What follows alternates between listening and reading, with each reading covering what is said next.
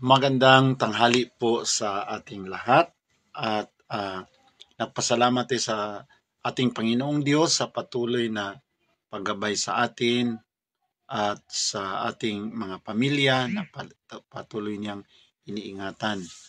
Bago ako mag-umpisa, gusto ko lang i-greet ngayon ang birthday celebrant of the day, Sister Sor Val Medina, na isang Madrid sa St. Francis community, no, sa of the Holy Spirit community. Sister Sor Esther, ang kumong pagtawag sa kanya. Happy birthday po. God bless you. Thank you sa buhay mo na nagiging inspirasyon sa maraming mga Katoliko, no? Maraming mga Catholic, non-Catholic na inspired sa iyong buhay. Kaya sa tanghaling ito, my dear brothers and sisters, marami talagang mga nagre-react, no, sa ating mga pagpapahayag kagabi, ngayon, kanina, no? At ang ating mga brothers and sisters ay nangatwiran rin talaga na totoo naman na ang simbahang Katoliko ay Mother Church, kasi kagabi pinapaliwanag ko kagabi yung I was in Jerusalem. Nakita ko doon ang historical churches Katoliko. So medyo maraming hindi nakagusto kasi ang kanilang mga argumento, paano daw yun na yun ang simbahan na nakatayo doon sa libingan ng Panginoon, nativity, doon sa Nazaret, pero ang mga aral daw sa Katoliko lahat wala sa Biblia, no? So kaya ang mga argumento nila, no, inisa-isa nila ang kanilang mga argumento na paano daw yon ang simbahang Katoliko, no, maging totoong simbahan kahit na siyang simbahan na nakatayo doon sa mga historical site, pero ang mga aral daw lahat wala sa Biblia. So hindi ko na lang kayo isa-isahin, mga brothers and sisters, kasi marami kayo, pero ang inyong mga argumento ay pare-pareho lang, no? Ang mga argument, kahit na marami ang mga nag-react, pero ang argumento pare-pareho lang. Na paano yung Mother Church pinakauna, and then pagkatapos yun ang simbahang nakatayo doon sa Jerusalem, sa bahay ni St. Peter, pero ang mga aral wala sa Biblia. So inisa-isa sa ating mga mahal na kapatid ang mga argumento. Brother Peter Backlig. So ngayon naman, ang aking dito, isang tanong din, hindi lang isang tanong, no? Kasi ang gusto nilang ipapaniwala sa akin na ang lahat ng mga pundasyon sa mga ibang sikta ay talagang biblical.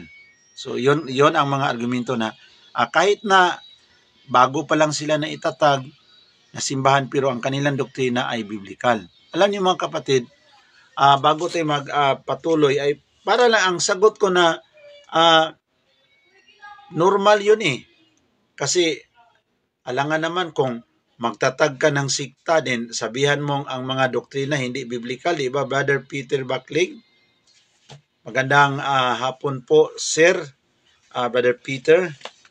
And Sister Elinda from San Vicente, Palawan.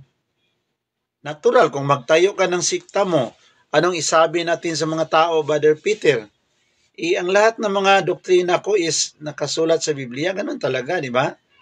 Alangan naman kung pagkatapos ako magtatag ng sikta, sasabihin ko sa inyo na ay hindi biblical ang mga doktrina na aking ipinapangaral. Pinatay ko rin ang aking sarili, no?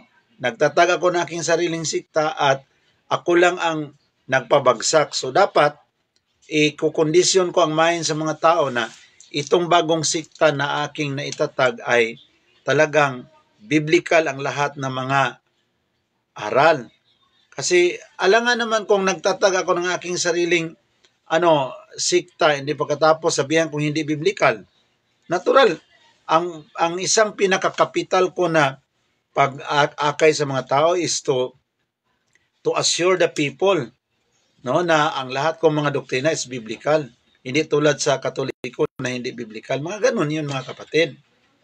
Kaya sa mga argumento sa ating mga kapatid na maraming mga inilatag na mga argumento na ang Katoliko is not the true church because all the teaching is not biblical, yan mga kapatid, according to their own judgment. No? Because nagtatag ka na ng sariling sikta mo, natural, i-discredit mo talaga ang Katoliko kasi mayroon ka namang motibo na i-promote mo yung sayo, di ba, Brother Peter? So, dapat i-discredit mo ang Katoliko. Bakit? Kasi mayroon ka ng bagong sikta na ipopromote sa mga tao. Alangan naman kung hindi ka magsabi kung magsabi ka ng maganda sa Katoliko, di sana hindi ka na lang nagtatag ng sikta mo, di ba? Kasi nagtatag ka ng sikta mo, ngayon, anong gawin mo? Dapat i-discredit mo ang Katoliko. Dapat isabi mo sa mga tao na ang mga aral sa Katoliko hindi biblical, hindi ayon sa Biblia, para yung mga tao magsabi na mag-transfer na lang kami dyan sa iyo, Pastor, di ba, Brother Vicente Mihiliano? Magandang tanghali po. Magsabi ang mga tao, sige, Pastor, biblical talaga yung sikta na itinatag mo. Diyan na lang kami magpamimbro kasi sa Katoliko ay talagang hindi biblical ang mga aral. So, ganun lang ka-simple. So, it's very impossible na ang ating mga kapatid na nagtatag, mga founders kanilang sikta, magsabi ng maganda dito sa programa natin. Ang lahat ng mga nagtatag ng kanilang sikta o ang lahat ng mga tagapangaral na nabilong sa kanilang sikta, no? Natural, magsabi yun sila ng laban sa Katoliko. Bakit? Mayroon ka ng bagong relihiyon na i-promote. Kasi mayroon ka ng bagong religion na i-promote, no, Sister Aluna Montibon, dapat magkomentaryo ka talaga sa Katoliko na ang Katoliko mali. Kasi paano ma-promote yung relihiyon mo kung hindi ka maninira sa Katoliko? O, di ba? Mga ganon. Kaya, ang pagsabi natin na ang lahat ng mga doktrina sa Katoliko wala sa Biblia, sa kanila lang yun kasi para sa ating mga Katoliko, mga kapatid, ang lahat nating mga ipinangaral ay biblical. No, sa Seven Sacrament, nandiyan yun, mayroon yung mga biblical foundation, no? Mga brothers and sisters in the Lord, na mayroon yung hindi mangyari na ang mga doktrina simbahang Katoliko walang biblical foundation. Mayroon yun. Katoliko pa, di ba? Ikaw nga, nagtatag ka lang ng bagong sikta, nag-develop ka ng sarili mong aral, linagyan mo lang ng mga verses. So, sinabi mo na mayroong biblical foundation. Ano pa kaya sa simbahang Katoliko? Di ba? Mayroon yun, pero hindi lang rini-research, hindi lang inaral. Kasi kung inaral yun, madiskubrihan natin na ang mga aral simbahang Katoliko ay biblical. Pero kung ikaw nagtatag ka na ng sariling sikta, alangan naman, Brother Vicente, kung sabihan mo na, biblical ang mga aral sa Katoliko, madiskredit ang bagong sikta na itinatag mo. Sino na lang doon ang magpa-convert sa sikta mo? O dapat i-discredit mo talaga ang Katoliko, ulit-ulitin mo na ang mga doktrina sa Katoliko hindi biblical. Ngayon, sa mga founder na umangal, no? Anyway, mga kaibigan ko man lang ito sila, mga kapatid, na umangal, na kaya nagtatag sila ng kanilang reliyon dahil walang biblical basis ang Katoliko. Imagine kanyan, no?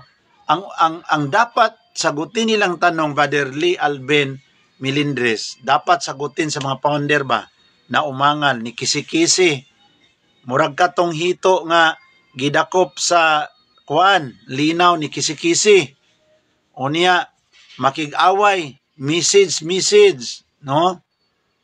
Ang aking tanong ganito, na kailan ka inutusan sa Panginoon ayon sa Biblia? May bababasa ka ba sa Biblia na inutusan ka sa Diyos na magtatag ng bagong reliyon? Ha? Saan sa Biblia mababasa na sinutusan ka ni Lord na magtatag ng sariling relihiyon mo. Sige daw. Kay sabi sa aking mga katunggali na ang kanilang mga ginagawa ay biblikal ayon sa Biblia. Hindi sila gumagalaw kung hindi nakasulat sa Biblia, hindi utos sa Biblia. So ang tanong ngayon, saan mababasa sa Biblia na inutusan ka na magtatag ka sa iyong sikta na nakasulat doon? Inutusan ka, Eduardo, sa Panginoon na magtatag ng sariling sikta. May mabasa ba tayo sa Biblia? Tulad ng, may mabasa ba tayo na inutusan sa Panginoon si Brother Felix Manalo na magtatag ng bagong sikta, Iglesia ni Cristo? May mabasa ba tayo sa Biblia na inutusan sa Diyos si Ellen G. White na magtatag ng Seventh-day Adventist? Dapat kung sabi natin na ang lahat nating mga pinanindigan, ang lahat nating mga aral ay biblical, dapat may mabasa ka. Saan mababasa sa Biblia na inutusan ka sa Diyos na magtatag ng sikta mo? Kasi ngayon, palagi natin sinasabi na ang mga ginagawa sa Katoliko wala sa Biblia. Ipati ikaw, yung pagtatag mo sa sikta mo, wala kang justification, wala kang mababasa sa Biblia na inutusan ka magtatag ng sikta mo. Idi, sa'yo lang yun. Walang biblical command. Walang utos sa Diyos. Di ba mga kapatid? So, yun ang aking, hindi ko lang sila pangalanan isa't isa kasi mga kapatid I try to protect their identity. Pero alam nila yun malaking pananagutan natin sa Diyos.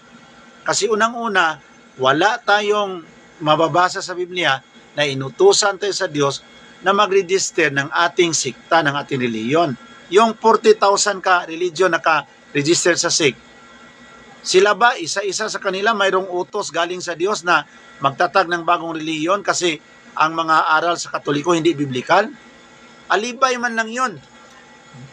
Yung pag-accuse sa Katoliko, accusing the Catholic Church is a form of justification.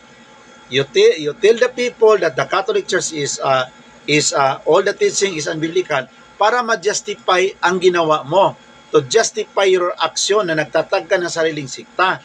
Ganun lang kadali Bakit palagi nating inaatake ang Katoliko? Kasi gusto nating i-justify ang ating aksyon na nagtayo tayo ng ating sariling religion, justifying our action that we register another new religion. Ganun lang yun. So, sabi dito ni Sister Elna, good afternoon, Brother Nui, pag mayroon na evangelize sa akin, sinasabi si Mama Mary, hindi ko mapigilan, uminit agad ang tainga ko. Of course, no? Iinit talaga ang tainga natin, but we need to be calm. Kalma lang tayo, no? Huwag lang tayong magalit. Magsabi lang tayo kung ano yung totoo.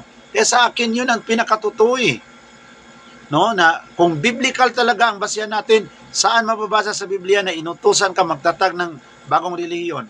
Sagutin mo. Magbigay ka ng verse, chapter na mayroong biblical justification ang ginawa mo. No? Padre Vicente, baka sabihin nila bro, nakausap nila ang Diyos na magtayo ng sariling sikta. Maraming mga ganon. No? Nakipag-usap sa kanila ang Diyos, pero saan ang ebidensya? Pakinggan natin. No? Saan ang ebidensya na ikaw inutusan ka? Yun ang pinakamalaking challenge. If you are accusing the Catholic Church doing what is not biblical, then ang aking challenge ngayon, saan mo ma-justify na inutusan ka na magtayo ng sariling relihiyon na mayroong biblical command? Yun ang dapat nating linawin. Ikaw nagtatag ka ng sariling sikta mo. Saan mababasa sa Biblia na ikaw inutusan ng Diyos na magtatag ng bagong relihiyon? Di ba ikaw lang ang gumawa? Kasi sabi, ang justification mo na kasi ang mga doktrina sa Katoliko hindi biblical, kaya magawa ako ng aking sariling sikta. No? Mas lalong bagsak ka dyan, di ba? Sister Puting Kuniho, Maing Odto, no? Brother Peter, Brian, aksyon naman kapildi ni Bro Alima sa ilang debate, ikaw naman hinoon iyang gusto debatihon. Anaunsa naman na narana sa ako kung Muuli ba ko Cebu, magpalit og plane ticket niya, ulion ako si Pastor Rian Fuentes. Swerte kay siya, di ba? Siya, waiting lang sa Cebu. Si Pastor, niya ako magpalit ko dig plane ticket sa Manila para moadto, di ba? Oh. So kung kalooban sa Diyos, magkita kami na yung mga hindi ka mag-exert ng effort, tulad yung nangyari sa amin pagpunta sa Masbate na pag-uwi namin sa Cebu, na-meet namin ang district pastor sa Seventh-day Adventist, no? Na-meet namin. So yun ang tinatawag nating God's time. Na darating ang panahon na yung mga tao na katunggali mo, kadiskusyon mo ay bigla mong makita. Sister Corazon Berdios, tama ka bro, Noy. And thank you. Brother GC Garcia, nagpapagaling na mapapalang hapon po, Brother Noy. Kaya yun ang aking challenge. No? Tulad ng sinabi na doktrina sa rapture. Saan mababasa sa Biblia ang rapture? Pero pinangaral yun sa sa mga kapatid nating mga hindi Katoliko. So saan yun mababasa? Kung nagtatag ako, ilagay ko aking sarili ba?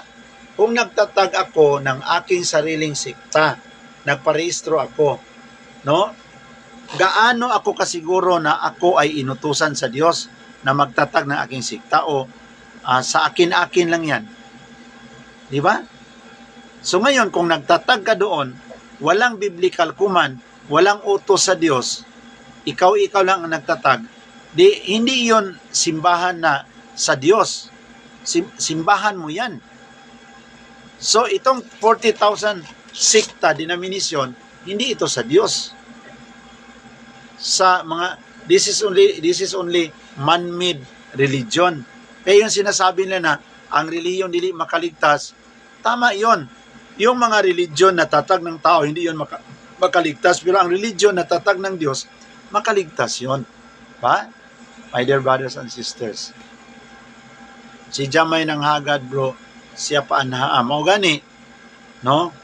Na ako sa Manila, niya giingon ng hagit si pastor, makigdebate, then ako na yung magpalit og plane ticket pa yung Cebu, binuang kay na siya, no? Kung gusto gyud ang mga kaigsunan nga makikita, naramang ko. Pero ikaw may naay tuyo, ikaw ay maningkamot na makitaan ko nimo, di ba? Brother Gali, tama yan ang tanong, sinusunod daw nila ang nakasulat sa Biblia, pero bakit sila nagtayo ng sariling sikta? Wala namang mababasa sa ganyan. Kaya nga, Brother Vicente, yung tinanong ko, hindi pa man sumagot ang mga pastor. Kasi tinanong ko sila kagabi sa aming exchange of word nga, ikaw, founder man ka, saan mo ma-justify yung aksyon mo? Sabi mo na lahat ng mga ginagawa ninyo ay nakaayon sa Biblia. So, yung pagpa-register mo sa sikta mo, ayon sa Bible ba yun? Mayroon bang biblical justification dyan? Mayroon bang nakasulat sa Biblia na ikaw ay inutusan na magtayo ng bagong relihiyon? Hindi pa nag-reply hanggang ngayon. Hinihintay ko ang reply ngayong gabi, no? O anytime after lunch, no? Na sa kanila, gagalaw lang sila kung mayroong nakasulat sa Biblia. Pero hindi nila alam na ang kanilang pagparehistro sa kanilang sikta, hindi sila inutusan sa Biblia. Walang Diyos nag-utos sa kanila. Ito ay sa kanila lang yon. Maniwala ka sa mga kapatid ko ngayon na nagtatag ng kanilang sikta. Huwag ninyo naman kaming bulahin na inutusan kayo sa Diyos. Walang mababasa sa Biblia. Sa inyo lang yon. Kaya wag nating idamay si Lord. Nasabihan natin na kay Lord to. Sa'yo lang yun eh. Diba? So, maniwala ka mga kapatid. Hindi lang ako maniwala. Brother GC Gutira, mapagpalang hapon. Sir Elinda, Sister Neil Rose Perhies. Ingat ka dyan, Sister Neil and Brother Peter. So, yun lang aking masabi. Hindi mo ako naghanap ng away. Pero kung puntahan ako dito sa bahay, mag-usap talaga kami ng maayos. Kasi nandito naman sa bahay, wala ka namang choice, no? Brother Junior Coronel, good PM. watching from Buhangin, Davao City. Ayaw na patuli si Puentes. Mao lagi bro, no? Pero kung mari siya diri sa Manila, ako siyang entertainon. Sir Roslyn Adubas Abiar, good evening Badenwi, na atay igsuon nga niingon nga wala daw nasulat sa Biblia nga pangadjian ang patay, no? Kanang ang pangadji magyud ampo, no? I-pray ang patay. Mga igsuon, angay pa ba ng pangutanaha? Na kung mangutana ta Sir Ros nga naabay na nasulat sa Biblia nga mamahaw ka, maniudto ka, manihapon ka. Wala. Di ayaw pamahaw, paniudto, panihapon kay walay nakasulat sa Biblia. Di ba? So, kung like for example, brothers and sisters, no? Magsabi sila pag wala sa Biblia, mali. Bigyan ko kayo ng example. Saan mabasa sa Biblia na namatay si Mama Mary, si Virgin Mary? Wala kayong mabasa. Wala kayong mabasa. Pero sa kasaysayan, he was taken up to heaven. She was taken up dormisyon. Marami tayong mga ebidensya sa tradisyon simbahan. Saan mababasa sa Biblia na si Pablo patay na, si Pedro patay na, si Juan patay na, si Felipe patay na? Saan ang biblical information o details na nagsasabi na patay na itong mga apostoles na ito? Wala. So ngayon, kung walang mababasa sa Biblia na patay na si Pablo, so buhi di si Pablo. Waman tayo mabasa di sa Biblia nga namatay na si Mateo, namatay na si Marcos, namatay si Lucas. Walang verse na nagsabi na namatay si Lucas, namatay si Marcos. Pero sino nag-inform sa atin na patay na si Lucas, patay si Marcos? Ang tradisyon, ang history. No? Kasi diyan sa Bible, maraming mga Bible character, Bible personality na nakita lang si Timoteo, si Tito, Titus, Philemon, pero walang record sa Bible na they appear in the Bible, pero there's no record in the Bible na patay na ba sila, buhi pa ba sila. Din ngayon, kung ang ating logic na kung hindi nakasulat sa Biblia, mali, hindi tayo maniwala, o so buhi pa din sila tanan di ay. May nakasulat sa Biblia nga namatay si Andro, namatay si Nathaniel, namatay si Matias. May mabasa ba tayo dyan sa Biblia? Wala. So, now, if yung nakasulat lang sa Biblia ang tama, ibig bang sabihin natin na buhay pa itong mga taong ito? Kahit nga si St. Joseph, walang nakasulat sa Biblia kung patay na ba siya o buhay. Walang biblical record, pero mayroong record sa history, sa church history. Kaya nga, sabi ng simbahan, maraming mga katotohanan na hindi nakasulat sa Biblia na dapat nating paniwalaan. Hindi. Basta wala sa Biblia, hindi kami maniwala. Yun ang mga isip na, ano bang klaseng isip yan? Ang Pilipinas, hindi nakasulat sa Biblia. Bakit tumira ka dito sa Pilipinas? Hindi man nakasulat sa Biblia ang Pilipinas. Hindi nga nakasulat sa Biblia ang Luzon, Visayas, Mindanao. Kung ang lahat na hindi nakasulat sa Biblia, hindi totoo, bakit tumira ka dito sa Pilipinas? Wala nakasulat sa Biblia na Pilipinas. Philippians.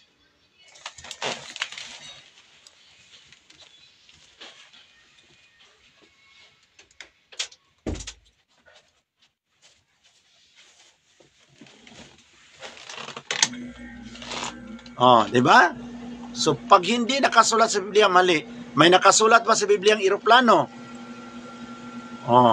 Malibat na lang tagbasa sa Biblia, walay nakasulat nga eroplano, walay nakasulat nga Armalite, walay nakasulat nga 45, walay nakasulat nga tangkidigira.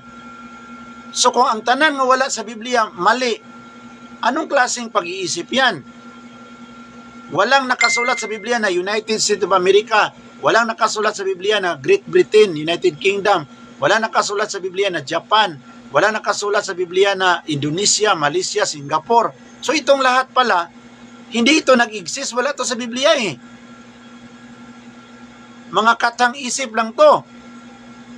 Kaya yung argumento na pag hindi mabasa sa Biblia, no, pag wala sa Biblia, hindi tama, mali, kalukuhan yun mga kapatid.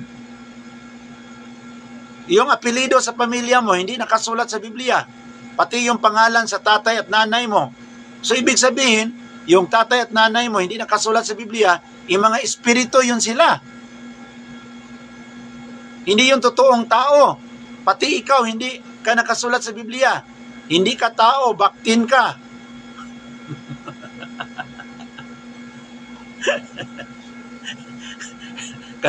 kasi pati ikaw, hindi ka nakasulat sa Biblia. So hindi ka totoo. Baktin ka. So hindi mga gano'n mga kapatid. Pag wala sa Biblia, ang maganda pakinggan ako nga noon, sa pastor pa ako, gano'n ako mag-preaching. Mga kapatid, tayo ay nanindigan na pag hindi nakasulat sa Biblia ay mali. Tayo po ay naniwala sa katotohanan na ang nakasulat lang sa Biblia, yun ang tama at dapat paniwalaan. Anything not in the Bible is not true. Those are things that are written in the Bible. Yun ang totoo. Ang mga membro na ko, palakpak din. Hallelujah! Praise the Lord! Praise the Lord. Da yun. Yun ang ating patakaran. Yun ang ating prinsipyo. Pag hindi nakasulat sa Biblia, mali, mga kapatid. Hallelujah! Amen! Ganon kaagad ang mga membro. Kaya ang mga membro, no? Otro po mga membro.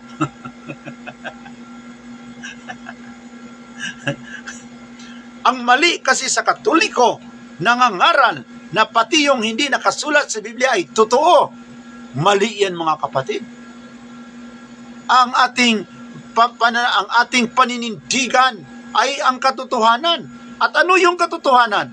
Yun lang nakasulat sa Biblia. Yun lang nakasulat sa Biblia. Sabi ng mga membro, Amen! Hallelujah! Praise the Lord! Anak din mga membro. Pag wala sa Biblia mga kapatid, I tell you, pag wala sa Biblia, pag hindi nakasulat sa Biblia, yan ay sa demonyo. Hindi yun ay sa Diyos. Hallelujah! Praise the Lord! Ngayon, tumawa ako yung naisip ko na, ang Indonesia, wala sa Biblia. Ang Malaysia, ang Singapore, ang Brunei, ang Pilipinas, wala sa Biblia. Luzon, Visayas, Mindanao, wala sa Biblia. Manila, Cebu. Sa ato pa, dili din sila tinuod tanan kay wala sa Biblia. Ang manginasal, ang eroplano, no? Ang tangkidigira, ang Armalite, ang 45, no? Atomic bomb, wala sa Biblia. So itong lahat mga katang isip lang to. No? Hindi ito totoo.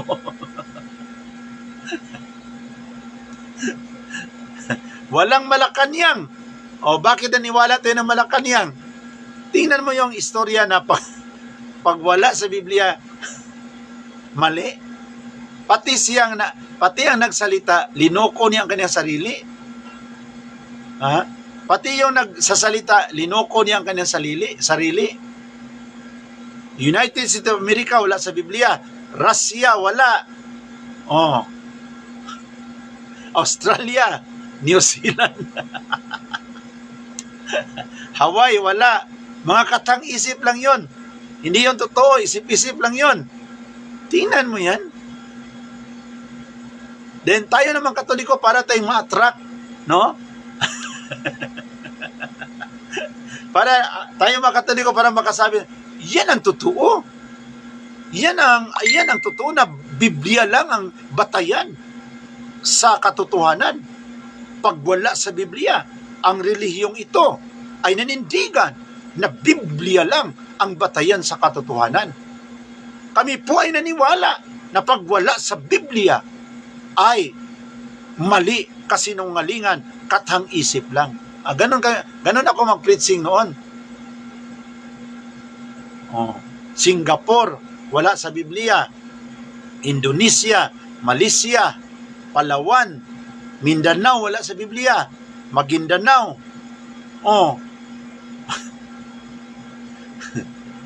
Pati siya nagsalita, linuko niya ang kanyang sarili, hindi niya alam, pati ang kanyang bansa, wala sa Biblia.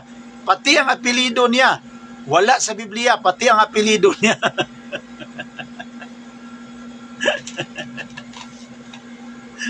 Kaya yung argumento pag wala sa Biblia, hindi dapat paniwalaan, no? Ambot unsang klases utok na mga igsuon, no? Kana mo nga ideya, giporma na siya para lang gid pangdaot sa Katoliko ba. Pag wala sa Biblia, dili tinuod. Na karon ang pangadji dili mabasa sa Biblia nga binisaya, pero naa sa kinat sila, no? So mo dita grabe ang mga Katoliko eh. Daghang kay doktrina nga wala gyud sa Biblia. Manang diri gyud ta kay nindot kining atuan, no?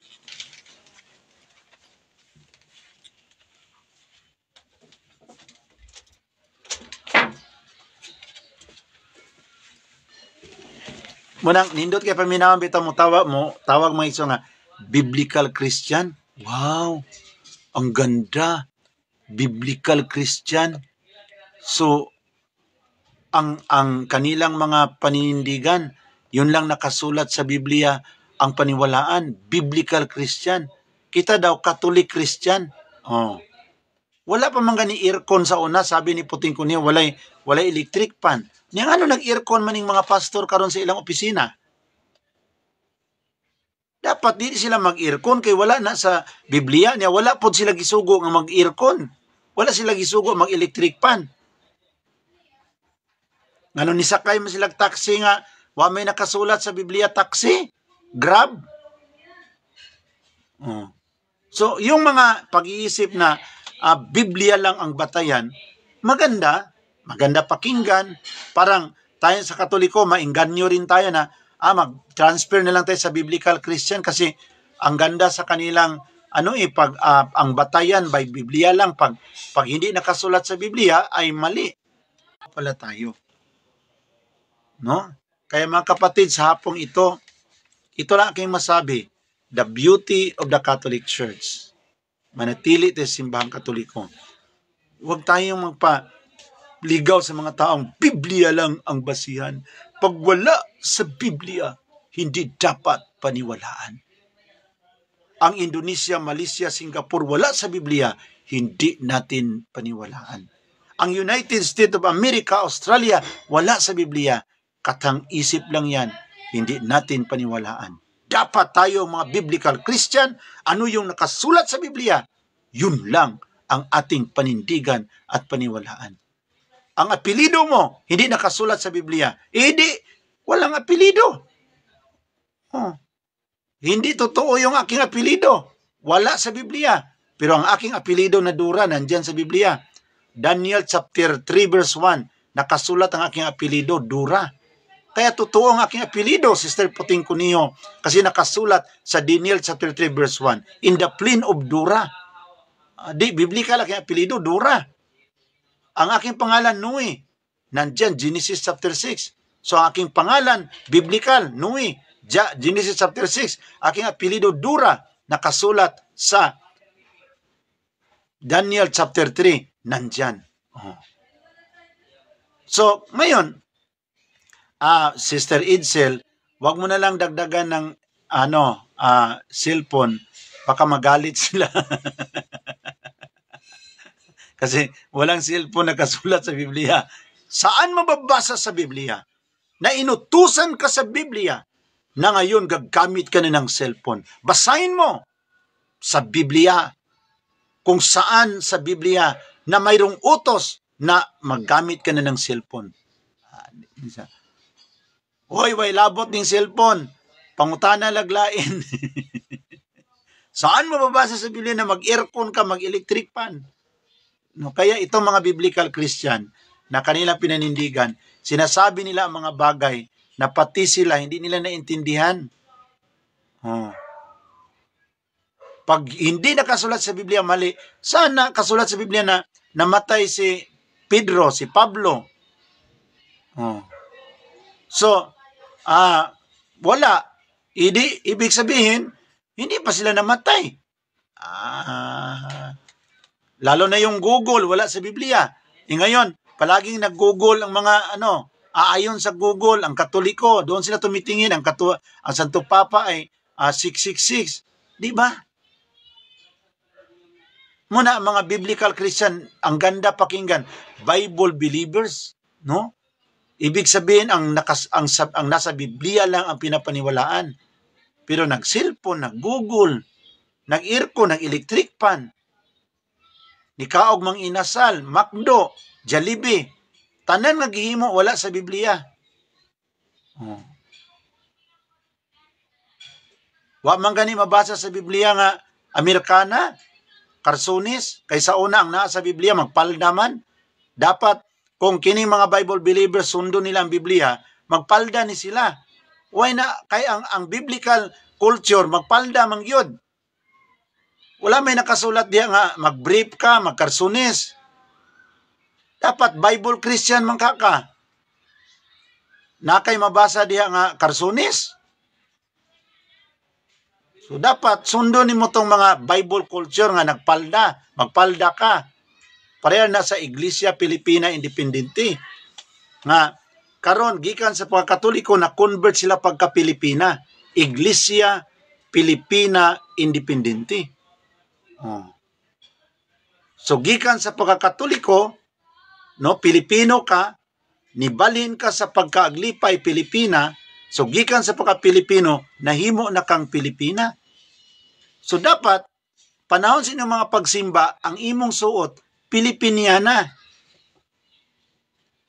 Kay Pilipina na gud ka. Gikan sa imong pagkakatoliko, no? Gikan, katoliko ka, karon nahimo ka ng Pilipina. No? So dapat ang isuot nimo sa puting kuniho, kay membro man di ka sa Iglesia Pilipina Independente, naka-Pilipina ka kanunay. Nya kanang imong bana, suluban po na imong Pilipina, kay Pilipina, di na gud siya katoliko, Pilipina na gud siya. Kamong duha ang magsuot og Pilipina, Pilipiniana.